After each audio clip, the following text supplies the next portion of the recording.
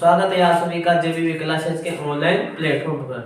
जैसा कि अपन चर्चा कर रहे थे अपने कौन सी व्यवहारिक व्याकरण की चर्चा कर रहे थे, यानी 10th क्लास के हिसाब से हमने अब तक क्या क्या देखा, यानी आपके हमने कौन कौन सा टॉपिक कंप्लीट करवा दिया। तो पहला क्या था, संज्ञा, फिर सर्वनाम, फिर सर्वनाम के बाद विशेषण, फिर विशेषण के बाद हमने कौन सा किया, क्रिया, यानी आगे जो पदभेद में दिया गया था उनमें जो विकारी वाले थे, यानी विकारी शब्द कौन कौन से थे, संज्ञा, सर्वनाम, विशेषण और क्रिया, यानी 4 टॉपिक तो हमने पहले कंप्लीट कर लिए। और उसके बाद किया था अव्यय। कौन सा टॉपिक, अव्यय, जो किसके अंदर आता है, अविकार के अंदर, यानी आपके जो दिया गया है पदभेदों में संज्ञा, सर्वनाम, विशेषण, क्रिया और अव्यय, यानी हमने 5 टॉपिक कंप्लीट कर लिए। अब उसी कड़ी को या उसी क्रम को आगे बढ़ाते हुए आपका अगला टॉपिक है कौन सा, उपसर्ग। कौन सा टॉपिक लेंगे आज, उपसर्ग। तो आइए दोस्तों आज अपना टॉपिक स्टार्ट करते हैं, कौन सा वाला, उपसर्ग। ठीक है, अब उपसर्ग किसे कहते हैं, यानी उपसर्ग किसे कहते हैं। आपके दिमाग में आ रहा होगा कि उपसर्ग किसे कहते हैं। अब उप का अर्थ क्या होता है, पूर्व या पहला या आगे, यानी उप, उप, पूर्व या आगे। और सर्ग, सर्ग का अर्थ क्या होता है, जोड़ना, यानी आगे उपसर्ग लगाने से उसमें क्या हो जाएगा, परिवर्तन हो जाएगा। अब देखते हैं इसकी परिभाषा, यानी वह शब्दांश, यानी वह शब्दांश जो शब्द के पूर्व में, कहां पर, पूर्व में, यानी आगे या पहले, यानी पूर्व में या पहले जुड़कर, यानी उसमें जुड़कर शब्द का क्या करें, अर्थ बदल देते हैं। क्या कर देते हैं, पूर्व में जुड़कर क्या करते हैं, उस शब्द का अर्थ बदल देते हैं अथवा नया अर्थ प्रकट करते हैं। क्या करते हैं, नया अर्थ प्रकट कर देते हैं। वे शब्दांश क्या कहलाएंगे, उपसर्ग कहलाएंगे। ठीक है, एक बार और देखते हैं परिभाषा।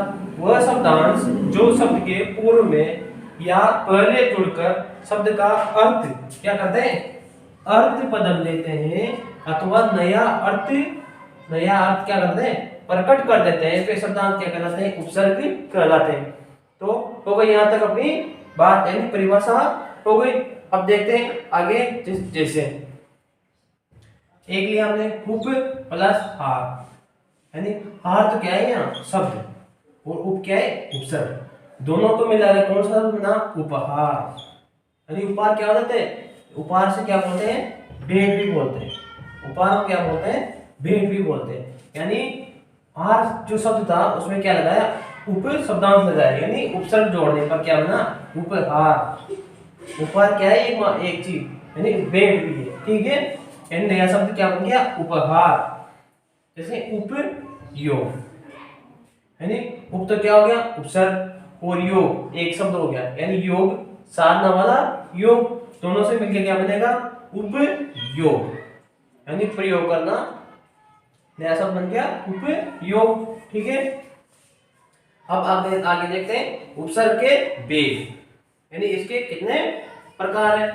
तो जो हिंदी में है मुख्यतः, हिंदी में मुख्यतः कितने भेद बताए गए हैं, इसके 3। कितने भेद बताए गए हैं, 3 भेद। कौन कौन से देखना, उपसर्ग, पहला है संस्कृत के उपसर्ग, किसके, संस्कृत के उपसर्ग। दूसरे हैं हिंदी के उपसर्ग, और तीसरे कौन से, उर्दू या विदेशी। यानी एक तो क्या है, जो संस्कृत के उपसर्ग है, दूसरे जो अपनी हिंदी के उपसर्ग है, और तीसरे उर्दू या विदेशी, जो क्या है, विदेशों से आए हैं या विदेशों से लाए गए हैं। तो ठीक है, हो गया तक। पहला संस्कृत के उपसर्ग, दूसरा हिंदी के उपसर्ग, तीसरा उर्दू या विदेशी भाषा के उपसर्ग। अब देखते हैं कि कुछ जो महत्वपूर्ण उपसर्ग है उनको एक बार देख लेते हैं। पहला है संस्कृत में, जैसे अति। अब जैसे अति उपसर्ग है, अति उपसर्ग, अति प्लस अधिक, यानी अति तो क्या हो गया उपसर्ग, अधिक क्या हो गया शब्द।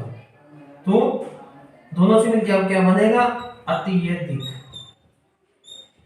क्या होगा अत्यधिक नया शब्द बन जाएगा। यानी ये किससे हो रहा है संधि से।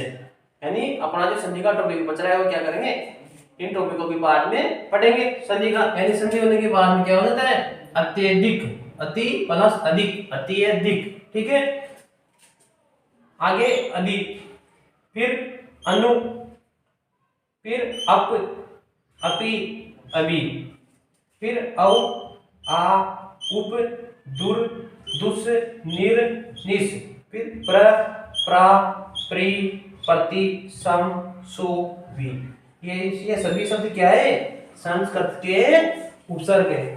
आगे हिंदी के देखते हैं जैसे अन, अध, उनका अर्थ क्या होता है कम, को मीन्स बुरा, नी बर, चो का अर्थ क्या होता है चार, बर, ती ती का अर्थ क्या हुआ तीन, दु का अर्थ दो यानी दुगुना, पर, बिन, बहु, सह का अर्थ सात, चिर यानी अनंत समय तक। यानी ये तो कौन से संस्कृत के उपसर्ग और ये हिंदी के उपसर्ग। अब देखते हैं अपने अंतिम वाले जो कौन से उर्दू या विदेशी भाषा के उपसर्ग जो विदेशों से आए गए। एन से क्या बनेगा जैसे एन वक्त, क्या बन गया एन वक्त। ला, बद, अब बद से क्या बन जाता है बदनाम, बदकिस्मत, क्या बन जाता है बदकिस्मत। जैसे गैर, जैसे गैर कानून, तो कौन सा लग गया गैर, तो क्या है विदेशी। बे, जैसे बेदाग। आगे हर, हर से क्या बनता है हर एक, हर एक या प्रत्येक। आगे हेड, हेड से क्या होता है हेड मास्टर, हेड मास्टर। जैसे नेक, नेक से क्या होता है नेक दिल यानी अच्छे दिल वाला। सब, सब इंस्पेक्टर, सब कमिश्नर। जनरल, जनरल जैसे आगे लगता है जनरल। दर, दरअसल, हमदम, कुछ मिजाज, हमदम। सर, सर से सरकार, क्या बनता है सरकार। सर दर्द, ये सभी शब्द क्या है विदेशी या उर्दू के उपसर्ग। तो ठीक है आज हमने देखा उपसर्ग, उपसर्ग की परिभाषा यानी जो शब्दांश शब्द के शब्दों के पूर्व में जुड़कर उनमें नया अर्थ प्रकट कर देते हैं या नया अर्थ में बदल देते हैं उन्हें क्या बोलेंगे उपसर्ग बोलेंगे। और जैसे देखा था उपहार यानी उपसर्ग लगने से उनमें क्या होता है अर्थ परिवर्तन हो जाता है। ठीक है उपसर्ग, उपसर्ग कितने तीन यानी उपसर्ग के जो हिंदी में भाषा में मुख्यतः कितने भेद बताए गए तीन, संस्कृत के, हिंदी के और उर्दू या विदेशी के।